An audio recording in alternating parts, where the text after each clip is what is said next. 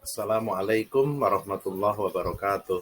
Saya Suryono dari SMKS Al-Madinah berbasis pesantren TIK Nabire, mahasiswa PPG dalam jabatan LPTK YIN Ponorogo tahun 2020. Baik, Assalamualaikum warahmatullahi wabarakatuh. Selamat siang anak-anak. Selamat siang Bapak. Baik, berjumpa kembali. Sebelum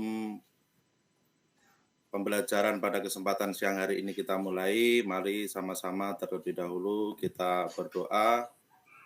Untuk berdoa, kami persilakan kepada ketua kelas untuk memimpin doanya. Akan untuk masukan. على هذه الصالحات الفاتحة. أعوذ بالله من الشيطان الرجيم. بسم الله الرحمن الرحيم. بسم الله. إياك نعبد. آمين.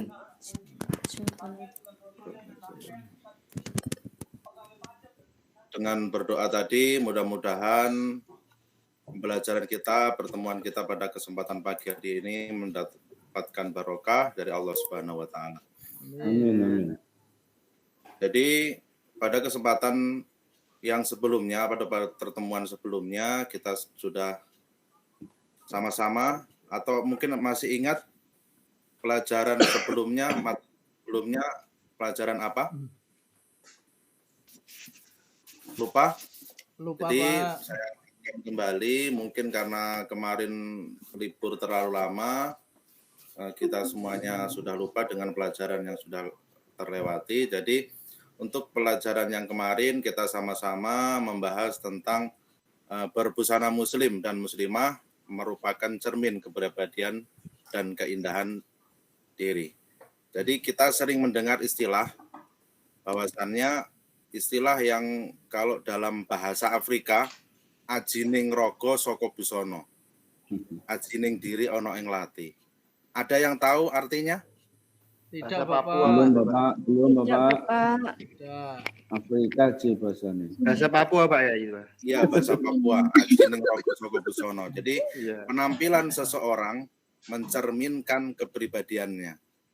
Jadi kalau kita berpakaian seadanya atau apa adanya, ya itu akan mencerminkan kita akan dinilai seperti apa. Gitu, Terus ajining diri ono ing lati. Jadi harga diri seseorang itu tergantung daripada ucapannya. Baik, sebelum saya lanjutkan itu mengingatkan kembali pada materi yang kemarin. Selanjutnya saya absen dulu untuk siang hari ini. Hadir semua. Saya absen satu-satu ya. Siap. Istiqomah. Hadir Bapak. Hadir. Mas Ansori. Hadir Bapak. Bukam. Hadir Bapak. Muhammad Sutikno. Hadir. Mbak Widato Rasidah. Mbak Siti Muhlisotin. Hadir Pak. Mbak Rahmatus Solehah. Hadir Pak. Mas Muntaha. Baik, semuanya hadir. Jadi alhamdulillah, mudah-mudahan kita semuanya selalu diberikan kesehatan oleh Allah Subhanahu wa Ta'ala dapat melaksanakan aktivitas sebagaimana biasa. Jadi pertemuan pada kesempatan siang hari ini kita akan sama-sama membahas tentang mempertahankan kejujuran sebagai cermin kepribadian. Jadi sebelum masuk kepada materi, perlu kita ketahui bersama kompetensi dasar yang akan kita sama-sama bahas. Yang pertama, 1.6 meyakini bahwa jujur adalah ajaran pokok agama Islam. Yang kedua, menunjukkan perilaku jujur dalam kehidupan sehari-hari. Yang ketiga, menganalisis manfaat kejujuran dalam kehidupan sehari-hari. Dan yang terakhir, menyajikan kaitan antara contoh perilaku jujur dalam kehidupan sehari-hari dengan keimanan kita. Jadi kita semuanya tahu, mungkin Bapak Ibu semuanya ada yang tahu apa itu pengertian daripada jujur? Belum tahu Pak. Cara apa adanya Pak. Apa adanya, baik. Yang lain? Belum tahu Pak. Jujur ajur Pak. Jujur Kesesuaian antara ucapan dan perilaku Pak. Ya, kesesuaian antara ucapan dan perilaku baik. Ada lagi? Berani jujur hebat, Pak. Lalu kita lanjutkan. Jadi yang pengertian jujur, kalau dalam bahasa Arab itu dimaknai sebagai sidik atau as-sidqu, yang bermakna berkata yang benar atau benar dan nyata. Jadi artinya sesuatu yang dikatakan itu sesuai dengan apa yang terjadi. Itu menurut bahasa. Kalau secara istilah, kesesuaian antara ucapan dan perbuatan. Jadi tadi betul apa yang disampaikan oleh Mbak Romatus Solehah. Jadi yang dimaksud dengan jujur adalah sesuai apa itu ucapan juga dengan perbuatannya. Terus yang selanjutnya, kesesuaian antara informasi dan kenyataan. Jadi antara informasi yang kita dengar dengan kenyataannya itu sama. Yang selanjutnya, ketegasan dan kemantapan hati. Dan yang terakhir, sesuatu yang baik tanpa dicampuri dengan kedustaan. Itulah jujur. Jadi kita semuanya dalam kehidupan sehari-hari harus bisa mengimplementasikan sikap jujur, baik itu melalui lisan kita, diawali dalam hati kita, dalam lisan kita, dan yang penting adalah kita implementasikan atau kita kerjakan dalam kehidupan kita sehari-hari. Jangan sampai kita itu banyak melakukan sesuatu yang sesuatu tersebut bertentangan dengan ajaran agama Islam. Jadi yang selanjutnya ada pembagian daripada sifat jujur. Jadi sifat jujur itu dibagi menjadi 3. Yang pertama, jujur dalam niat atau kehendak. Yang kedua, jujur dalam perkataan maupun dalam lisannya. Dan yang ketiga adalah jujur dalam perbuatan ataupun amaliyah. Baik, anak-anakku sekalian yang saya cintai, menurut kalian semuanya, contoh daripada sifat tidak jujur yang sering terjadi di sekolah apa saja? Coba sebutkan. Nyontoh teman, Pak. Mencontek. Ada yang lain? Ngerpek, Pak. Sama. Ngerpek itu apa? Beli jajan di kantin, ngomongnya, ya belinya itu Pak. Izin ke Biasanya belakang. Pak Mas Wokam itu Pak, biasanya Pak. Oh begitu ya. Geser, Pak. Pamitnya mau Izin ke ke belakang. pamitnya Ternyata mau ke di WC, kantin. mau ke toilet, ternyata mojok di kantin ya. Betul. Itu tidak boleh. Makanya Tekno, Pak. kita tidak boleh seperti itu. Jadi ucapan yang kita sampaikan harus sesuai dengan apa yang kita kerjakan. Kalau kita orang Papua itu bilang, kau berani berkata jujur, kau berani bilang jujur, maka kau hebat. Jadi kita dalam mengimplementasikan sikap jujur harus sesuai dengan apa-apa yang sudah digariskan, apa-apa yang sudah diajarkan oleh agama Islam. Terus yang selanjutnya, hikmah daripada sikap jujur. Kira-kira apa? Ada yang tahu? Hati menjadi tenang Pak. Hati menjadi tenang. Yang lain? Dicintai teman, Pak. Dipercaya oleh orang lain, Pak. Disayangi guru, Dicintai. Pak. Disayangi guru. Terus? Dicintai teman, Pak. Dicintai teman. Bukan dicintai pasangannya ya, nggak boleh ya. Kita masih sekolah nggak boleh. Oh, belum punya pasangan, Pak. Masih belum balik, Pak. Pak Sutekno. Pak Sul. Pak Sur? Halo? Iya, lanjut, Pak. Oh, ini.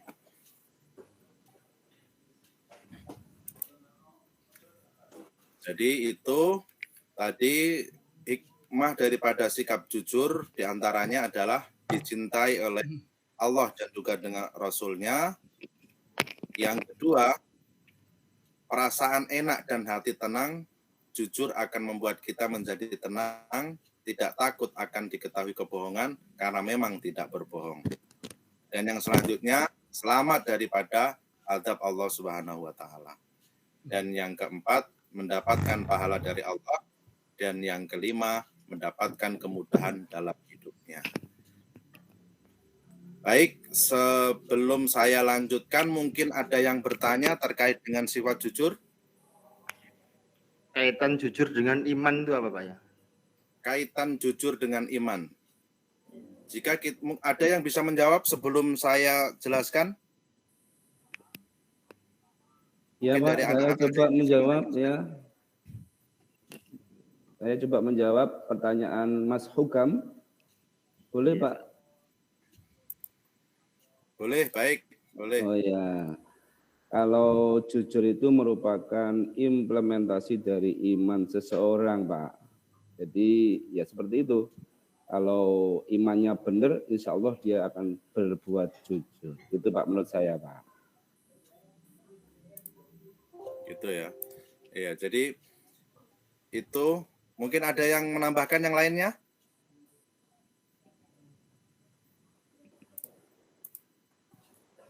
Tidak ada. Jadi Kayaknya sudah cukup Pak itu, bagus. Sudah cukup ya. Jadi Mas Sutikno pintar Pak. ya, kita berikan aplaus untuk Mas Sutikno.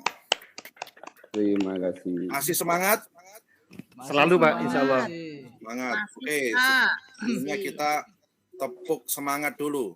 Tepuk Ya. semangat. Ya, ulangi ya. Tepuk semangat. Nah, Baik, jadi mudah-mudahan kita semuanya selalu semangat. Mudah-mudahan kita semuanya selalu bisa mengikuti setiap proses pembelajaran yang diberikan oleh Bapak Ibu guru, sehingga apa yang menjadi cita-cita kita semuanya benar-benar dikabulkan oleh Allah Subhanahu. Amin, amin ya rabbal alamin. Mungkin ada yang bisa memberikan contoh. Halo? iya Pak. Silakan ya. Baik, saya lanjutkan.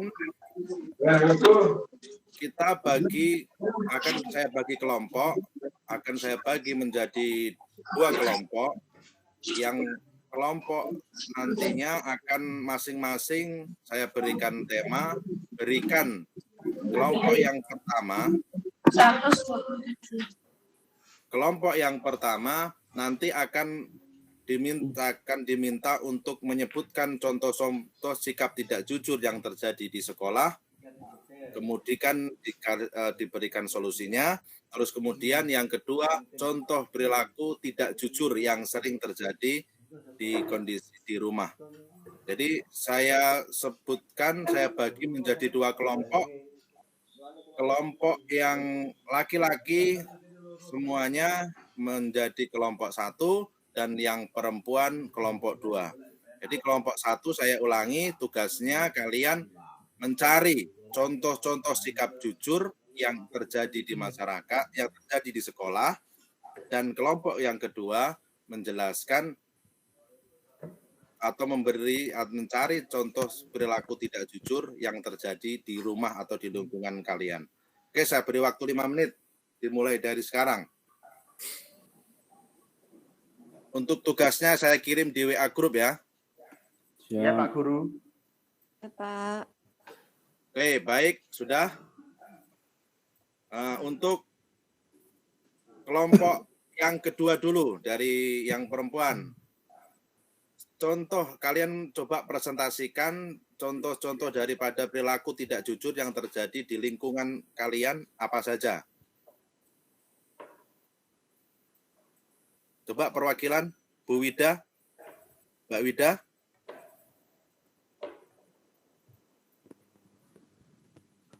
Halo? Pak Istiqomah mungkin? Nyontek, Pak. Nyontek. Oh, masih Ya. saya mute.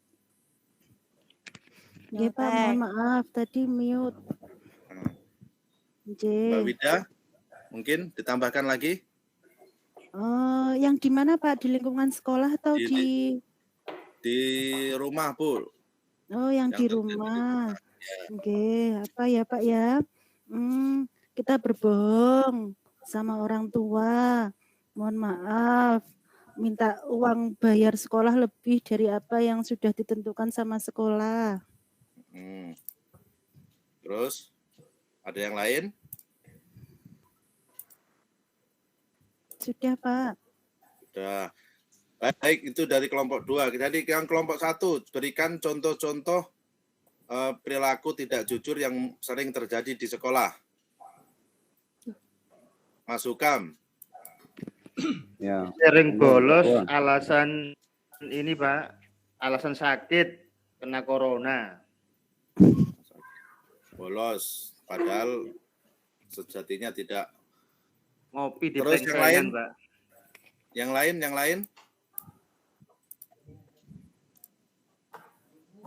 Yang lain Minta iuran SPP Pak, tapi tidak dibayarkan.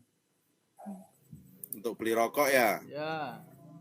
Wah, nggak boleh. Kalau belum bisa cari uang sendiri, tidak boleh merokok. Kalau sudah kerja, sudah pintar cari uang sendiri, maka silakan kalau mau merokok.